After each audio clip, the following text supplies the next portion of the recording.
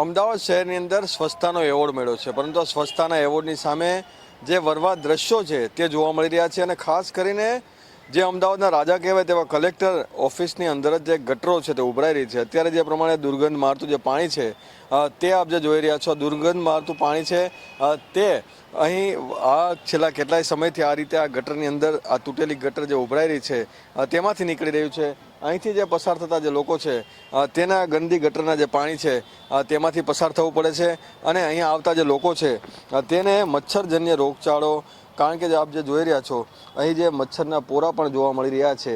એટલે કે એક તરફ જે ખાનગી કન્સ્ટ્રક્શન સાઇટો છે તેને દંડ કરવામાં આવે છે, તો બીજી તરફ આ રીતે સરકારી ઓફિસોની અંદર જ મચ્છરના પોરા, ગંદકી અને દુર્ગંધ મારતી ગટરો જોવા મળે છે. એટલે અહીં આવતા જે લોકો છે તેઓ હાલાકીનો સામનો કરી રહ્યા છે. ત્યારે સ્વચ્છતાના એવોર્ડની સામે પણ સવાલો ઉદ્ભવી રહ્યા છે કે કયા પ્રકારની સ્વચ્છતા થઈ હશે જેના લીધે આ એવોર્ડ મળ્યો છે. પરંતુ જ્યાં મોટી સંખ્યામાં અધિકારીઓ બેઠા છે, કલેક્ટર ખુદ બેઠા છે, ત્યાં જ આ રીતે ગંદકી છે તે જોવા મળી રહી છે.